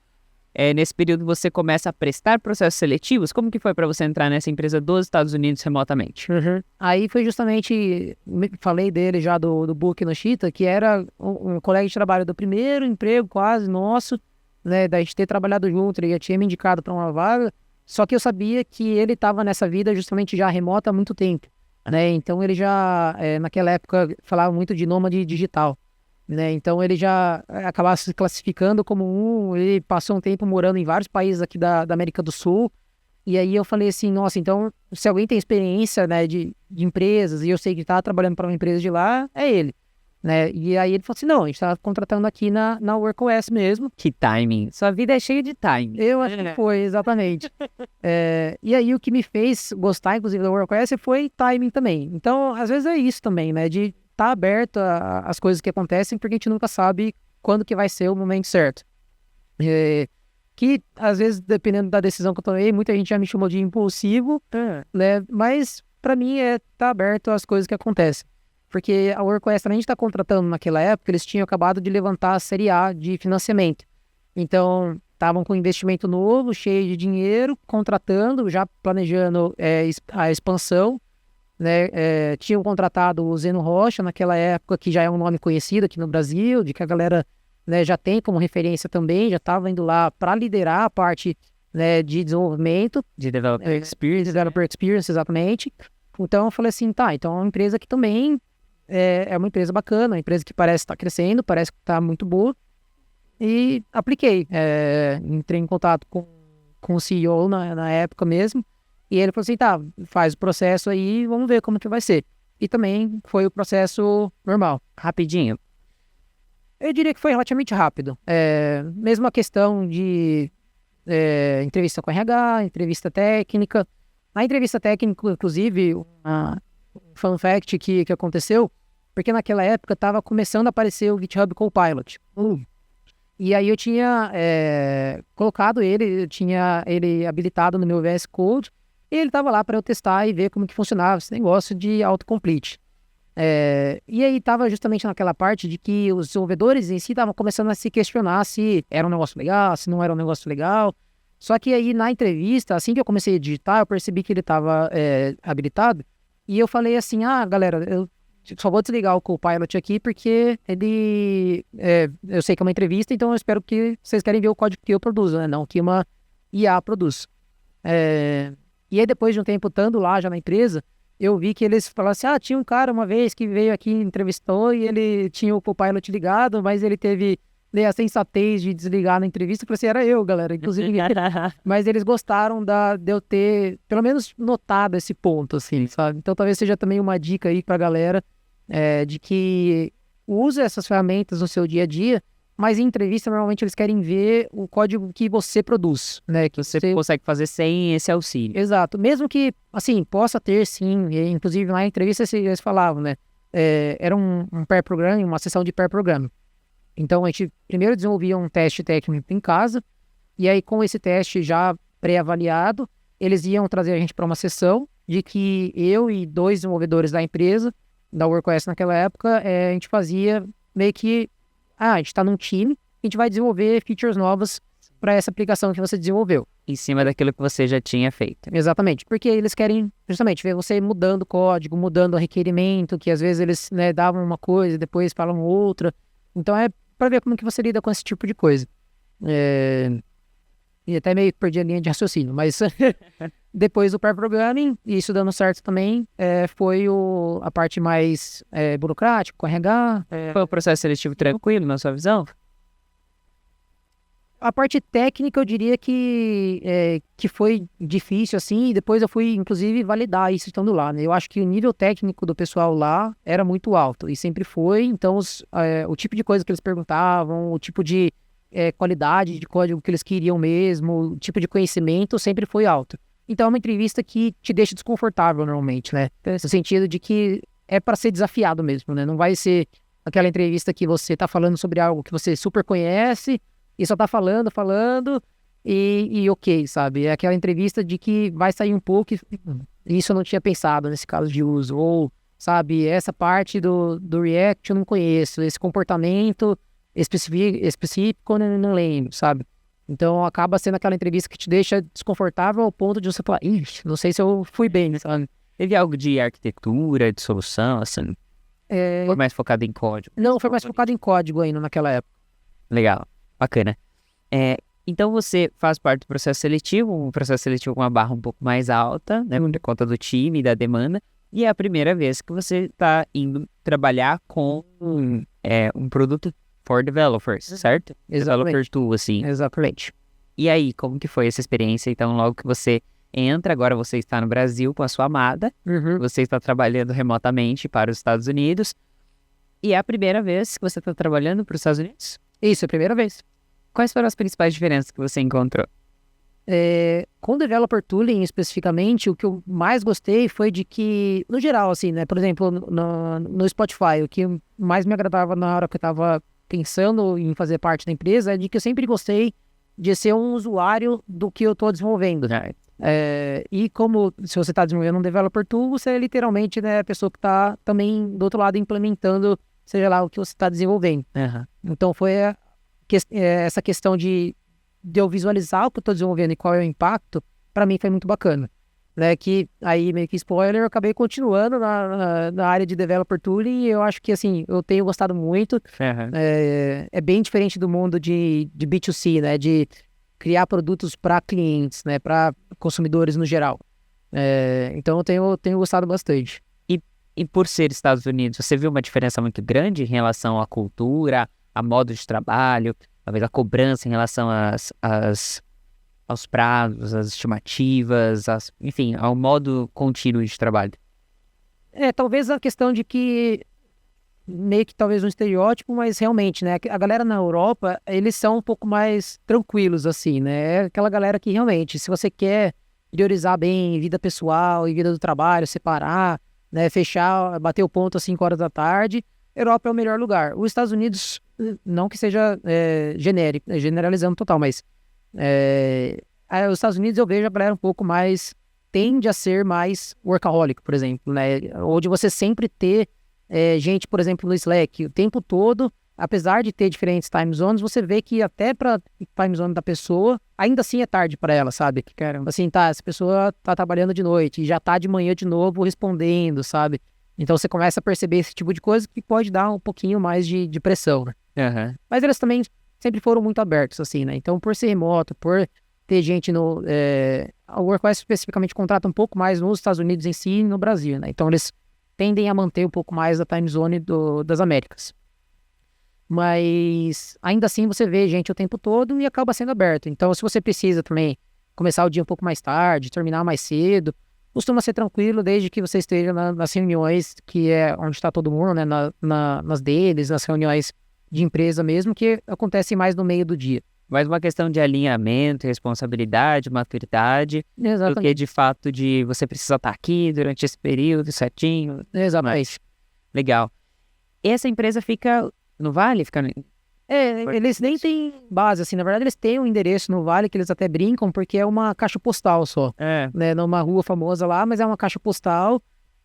O fundador em si tá no Vale do Silício, tem bastante gente que tá lá, mas é o mundo inteiro. As pessoas estão espalhadas por vários lugares. Exato. Legal.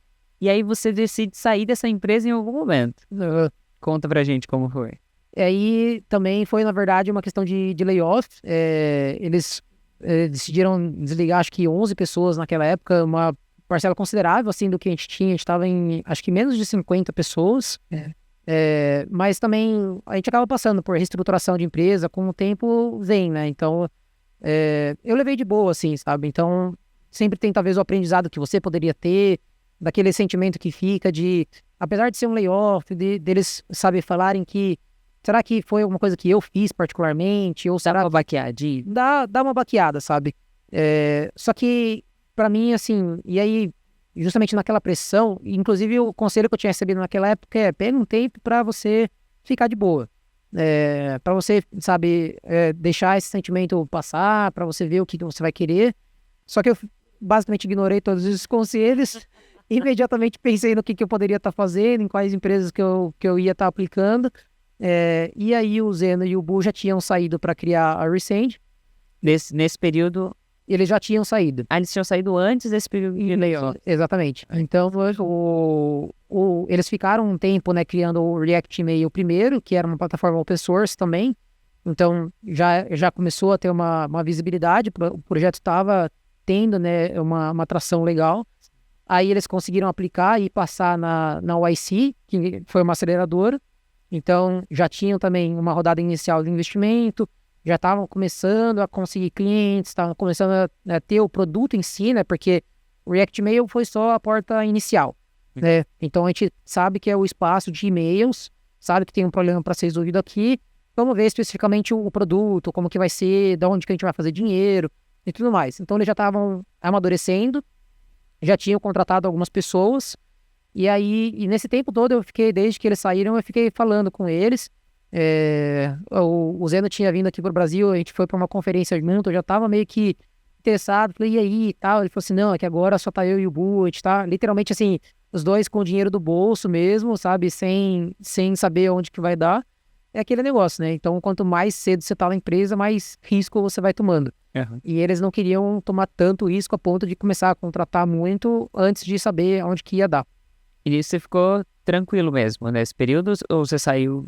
Não, então, e aí quando eu saí da WorkOS, eu basicamente mandei mensagem pros dois, eu falei assim, e aí, estão contratando agora? E aí eles, tamo. E aí, isso acho que foi uma sexta-feira, na própria sexta, acho que eu já tive uma conversa com eles, Na segunda, eu conversei com uma galera do time, basicamente assim, tinha 4 pessoas no time, então eu conversei com o time inteiro. E na terça-feira eu tinha assinado o contrato, na quarta eu comecei. E aí foi basicamente isso. Literalmente o oposto de todo mundo, de tudo que me falaram pra ir com calma. Olha, se eu pudesse definir a sua história numa palavra, seria timing. Exato. Nossa, que timing! Que legal, né? E contatos também, network, pessoas que você foi cultivando ao longo da sua jornada, muito legal. Exato. Então, essas pessoas tinham saído da WorkOS, um tempo depois você sai dessa empresa, Uhum.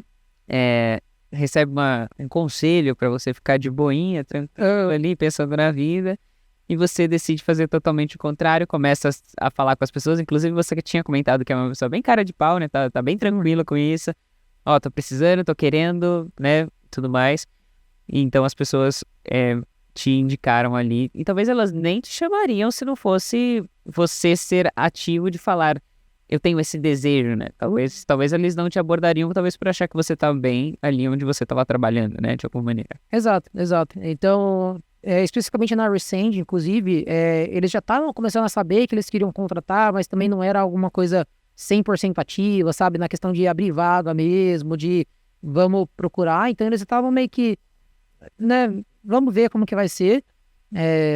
E depois acabou até que mudando, porque aí eles me contrataram e eles falaram assim, tá, a gente não vai contratar mais nenhum dev por enquanto, mas aí por questões a gente foi vendo que, na verdade é bom a gente ter um pouco mais de gente aqui, então a gente acabou contratando mais gente também, foi crescendo, e eu acho que essa cara de palminha é justamente porque, e na Resend inclusive, então nesse momento que eles abriram vaga, eu voltei também para os meus contatos, e voltei e falei assim, ó, o Resend vai contratar, tá afim? Né? Então chama também porque eu sei se eu tô dos dois lados, eu fico confortável em, né, pedir algum favor pra alguém. Sim, muito legal. E você tá na Resend há quanto tempo hoje, no dia da gravação? Vai fazer quase um ano agora, tá? Chegando perto de um ano, que eu já tô falando que é um ano pra arredondar. Legal. E nesse um ano, com o que você trabalhou de fato? Aí a tecnologia específica é tudo React, JavaScript, TypeScript, né, pra tudo. Mas eu já trabalhei assim com absolutamente tudo. Por ser muito no começo, então nos primeiros projetos eu trabalhei bastante com banco de dados. Né? Daí a gente estava começando a gargalar um pouco o banco de dados com a estrutura que a gente tinha. Tive que mexer no banco de dados, a gente tinha problema de infraestrutura, mexia um pouco com infraestrutura, back-end, front-end, então acabou sendo um pouco de tudo aí já. E o produto em si, você tocava em todas as partes dele, né? Conta um pouquinho pra gente o que faz a Resend. Tá. Quando eu entrei, a gente ainda era uma empresa de um produto só, né? Que a gente chama. Então, era especificamente uma API para desenvolvedores enviarem e-mails transacionais, né? E-mail de um para um.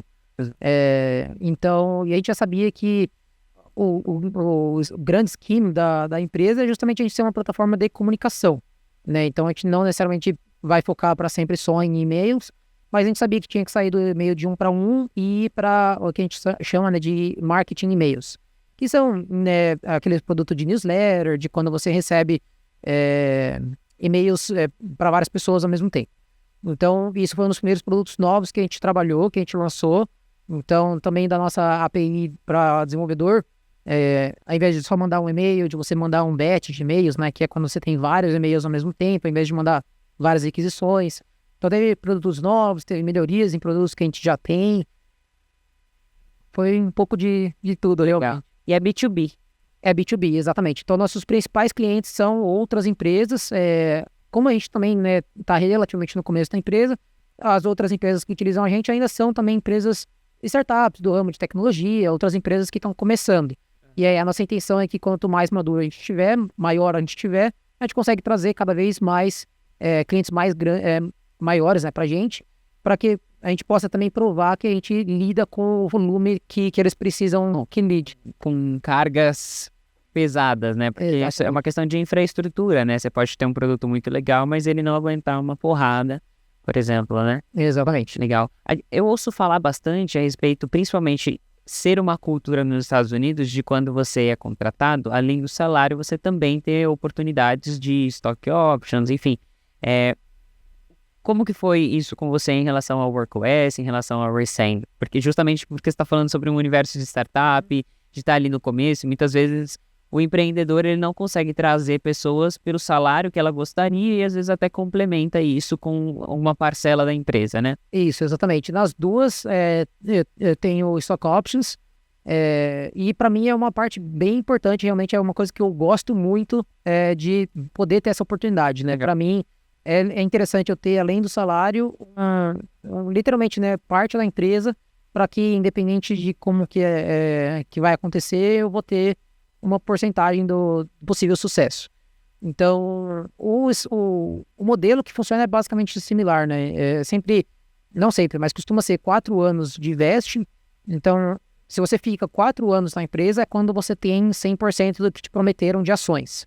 Mas e aí é proporcional, né? Você tem que ficar pelo menos 1 ano, normalmente, para ter a parte inicial. Senão você não recebe nada. Não recebe nada se você sai antes de 1 ano. E depois, normalmente, ou 1 mês, ou a cada 3 meses, você vai tendo mais uma porcentagem em relação ao que falta. Então, por eu ter saído da WorkOS com 2 anos e alguma coisinha, eu tinha, assim, uma partezinha que está lá ainda. Tem esse problema de que, por ser startup, é um mercado muito ilíquido. Então, não é alguma coisa que eu possa vender, não é um dinheiro que vale alguma coisa, mas não sei quando que eu vou conseguir vender, porque dá uma explodida aí. Exatamente, que é o famoso, né? Espero que a empresa se torne um unicórnio, espero que faça um IPO. Então, acaba tendo, né, o desejo de todo sucesso do mundo WorkOS, porque se eles ficarem muito grandes, eu vou ter possivelmente uma partezinha lá do sucesso deles. Legal. E é um modelo parecido na Resend, né? Então, por eu ter sido basicamente o primeiro engenheiro, também tenho stock options, ainda antes de 1 ano ainda não tenho nada, então tem que segurar pelo menos 1 ano para você ter a parte inicial, tá quase. Mas aí com 4 anos aqui começa a ficar interessante, né? E aí, nunca cheguei a passar por esse momento, mas eu também sei que depois de 4 anos, para a empresa continuar te dando esse incentivo, eles acabam até dando mais opções depois, para que você continue ficando, sempre tem esse horizonte de tempo. Você pode comprar com um preço menor do que, de fato, as pessoas poderiam comprar depois, né? Isso, exatamente. Então, eles costumam ter preços sempre setados no momento que ou você entra, né, ou que você assina um termo novo, independente da flutuação depois que vai ter do mercado. E é bem interessante essa mentalidade, você comentou que você gosta disso, até porque está vinculado ao fato de que você acredita na empresa, né? Exato. Porque você acredita e torce para ela, né? De certa forma, você tem pessoas que estão ali dentro e que vão se beneficiar se a empresa der super certo. Logo, talvez elas tenham uma motivação a mais também para fazer o seu melhor, né? Vamos dizer assim. Exatamente. Legal. Então, chegamos no seu ponto atual, né? Chegamos exatamente onde você está.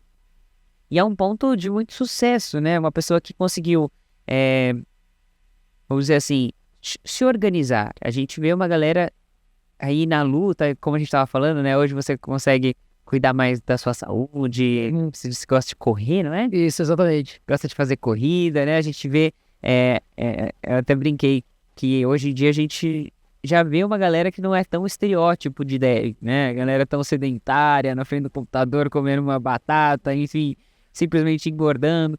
Mas a gente vê uma galera que já tá buscando cuidar da aparência, uma galera que tá cuidando da saúde, cuidando do físico, fazendo exercícios e tudo mais. E é uma questão de fase, né? Você passou por um período mais workaholic, talvez, ali mais focado. Comenta um pouco sobre isso, sobre essa questão de equilíbrio entre vida pessoal, vida profissional com a gente. Realmente, para mim é muito do momento, né? Então, por exemplo, quando você é solteiro, quando você é mais novo, você consegue fazer mais esse tipo de trade-off, né? Você fala assim, tá, se você precisar ficar 20 horas por dia no emprego, você fica, sabe? Se é o que vai precisar no momento. Mas eu acho que também claro que é ótimo eu poder ter essa liberdade hoje, então, justamente, eu consigo começar o dia um pouco mais tarde, eu não tenho um horário para bater ponto, então eu consigo vir no podcast de manhã e depois voltar a trabalhar sem problemas. Mas eu também me coloco à disposição porque mesmo na Resend, então aconteceram incidentes, acontecem questões de que sim, eu preciso ficar até 11 horas da noite, teve dia que eu já fiquei até 3 da manhã aqui resolvendo problemas, né? Então é uma questão de que o momento em si vai, só que tem que achar esse equilíbrio de que nenhuma das duas fases dure por muito tempo, né? Porque se você também, acho que se você não coloca, se você só deixa, vou levar o trabalho de modo fácil, né? E vou colocar muito tempo, vou só focar na saúde, vou só focar na minha vida pessoal, o trabalho vai acabar atrasando em alguns aspectos, né? Então você precisa voltar a colocar um esforço, você precisa voltar a estudar bastante para você continuar se desenvolvendo. No nosso mundo evolui só nesse podcast já teve 3 novas frameworks JavaScript aí. Então você precisa continuar estudando, você precisa continuar colocando esforço. Legal. E aí são ondas, né? Imagino. Então você vai e flutue essas ondas num ritmo tentar que seja confortável. E esse é o momento que você está vivendo, né? Um momento onde você pode dar uma desacelerada em relação a outras fases da sua vida. Exato. E para o futuro, Vitor? Você é uma pessoa... Gostei muito de conhecer sua história, muito bacana, muitos insights, assim, ao longo do momento onde você foi contando, de fato, os detalhes das suas passagens pelas empresas e tudo mais. Hoje você é um desenvolvedor sênior, um desenvolvedor que trabalha para a gringa, né? Para os Estados Unidos, recebendo em dólar, é uma pessoa que está buscando cuidar agora da sua saúde de uma maneira mais dedicada. O que você tem de pretensão para o futuro? Tem mais alguma coisa que você deseja fazer? Deve ter bastante coisa, na verdade, seja na vida pessoal, na vida profissional. Por exemplo, na vida profissional, de eu estar investindo numa startup, assim, por exemplo, desde o começo, eu adoraria fazer parte de uma startup, né? Tomara que seja recente, mas a gente não sabe. É esse mundo de que é incerto. Mas de que, de eu estar desde o começo de uma empresa até o momento que ela faz a IPO, por exemplo. Legal. Sabe?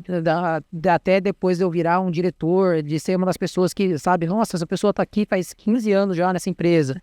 Então, me vejo participando de um momento desses. Na vida pessoal, por exemplo, eu ainda quero, sonho de todo corredor de maratona é classificar para Boston. Né, de que você está entre os melhores do mundo e você corre uma maratona rápida o suficiente, né, eles têm os tempos lá específicos, por idade, para que você classifique para uma corrida específica que você sabe que só está lá os melhores, sabe? Então, se eu conseguir estar lá, é muito esforço, é muito treino. Então, na vida pessoal, eu diria que ainda é isso. E eu acho que vai levar uns aninhos aí. Hoje você pensa em ficar numa empresa, por exemplo, a longo prazo, que não foi algo que você colocou como objetivo, né? Suas passagens pelas empresas, ela tinha 1 ano, 1 ano e meio, 2 anos. Isso, exatamente. Então, eu sempre fui, diria que aberto nessa questão de que meus pais, por exemplo, eles vieram de tempos diferentes, né? Onde mudar de empresa tão rápido era mal visto. E eu falava assim, não é assim no mundo de tecnologia, é tranquilo, né? Você vê muito desenvolvedor por aí, a média de tempo acaba sendo 1, 2 anos. Mas eu sei que tem muitos benefícios, sim, de você ficar em um bom tempo, assim, sabe? Uhum. Eu também vejo, por exemplo, uma empresa que eu sempre tô acompanhando é a Apple, querendo ou não. E aí você vê executivos lá que estão lá, sabe, há 15 anos, há 20 anos. Você fala assim, tá, essa pessoa já passou por muitos momentos, já teve oportunidade de crescer, de desenvolver times, de fazer parte de produtos importantes. E isso você só consegue com o tempo mesmo, né? Sim. Querendo ou não, é o tempo de casa para você poder ter o domínio não só da tecnologia, né? Não só do técnico, mas do negócio, de todo o contexto que se tem de empresa. Então eu vejo como um benefício, sim, estar numa empresa hoje, sabe, por bastante tempo. E isso muda o fato de que você gosta de estar sempre prestando processos seletivos? Sim. Você teve uma fase, né, onde você estava sempre ali, treinando e tudo mais. Chegou um momento onde você falou, acho que agora eu não preciso mais ficar prestando para continuar atualizado ou continuar me testando? Isso, dá uma acalmada assim, né? Então você sabe que se eu tô mais confortável hoje, se eu já passei por bastante entrevistas, eu sei que eu não preciso, nossa, eu vou ficar aplicando sempre. Não que você pare completamente também, é aquele negócio. Então, ainda assim, o mercado é um mercado de oportunidades, né? E se a gente fala de timing, eu não sei se vai ter algum outro timing específico de falar assim, nossa, tem uma coisa muito legal que está sendo construída. Sei da Apple aqui agora. Ele é aparente, entendeu? Então, você não sabe o que vai aparecer. Então, tá aberto também ao que vier a acontecer, mas não é mais aquela busca ativa, né? Preciso sair daqui por algum motivo. Legal. Você mencionou a questão de virar diretor e tudo mais. Esse é um caminho que é uma possibilidade, né? Quando a gente fala, tem as pessoas que continuam tecnicamente ad eterno e tem as pessoas que decidem ir para a área de gestão. O que você pensa para o seu futuro? Assim, você não chegou a mencionar muitas experiências liderando outras pessoas. O que você já teve de experiência? O que você deseja ter de experiência em relação ao papel mais de gestão e o papel menos técnico? Eu já sim liderei times, às vezes times pequenos, ou, por exemplo, quando você já é pleno, sênior em uma empresa, acaba entrando um estagiário, uma pessoa júnior que você acaba sendo responsável. Então teve esse treinamento. Eu gostava muito do modelo que eles faziam na Klarna, de que você via muitos engenheiros indo para esse caminho de testar o cargo, né, mais de gerência, seja tech lead, seja de gerente de produto mesmo, mas que você via a galera voltando também, né? Então eles davam essa possibilidade de você ver, testa se é o que você se interessa ou não, e se for, e você via, por exemplo, o meu próprio chefe naquela época na Klarna era uma pessoa técnica, ele era, se não me engano, até mais do que senior, um engenheiro, que acabou virando gerente e ele, assim, adorava ser gerente. Pô, ele realmente se encontrou, ele gostava de estar mais nessa parte menos técnica, de não codava tanto, mas de gerenciar times.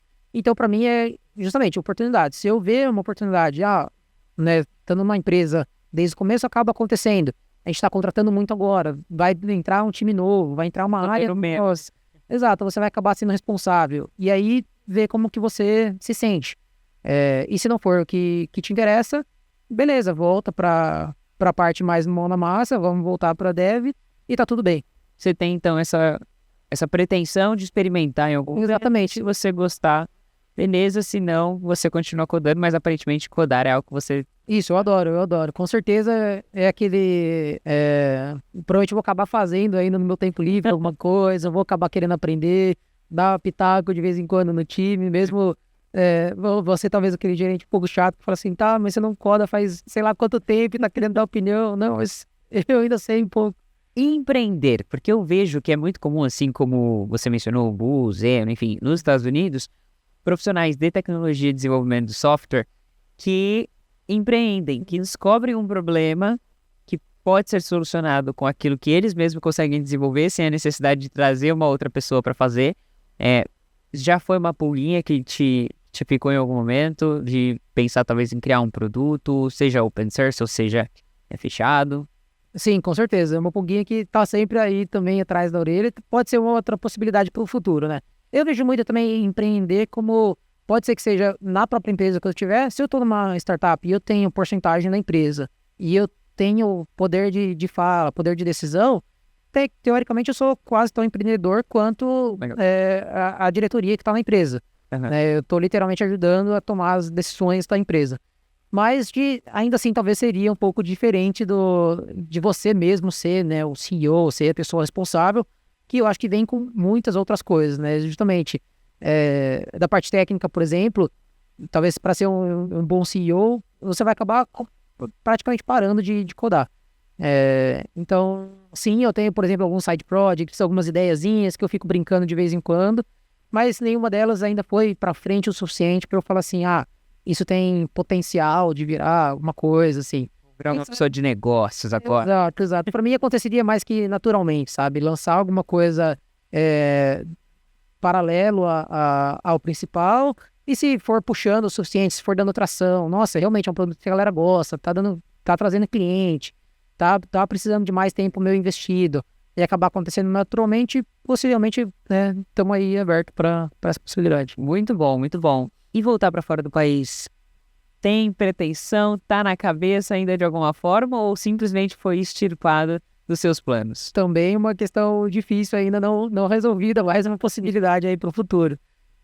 Agora, por exemplo, com esposa, com família, que acaba sendo um pouco, não é mais tão só minha decisão, né? Então, é mais uma coisa que você tem que pensar, será que eu quero estar longe?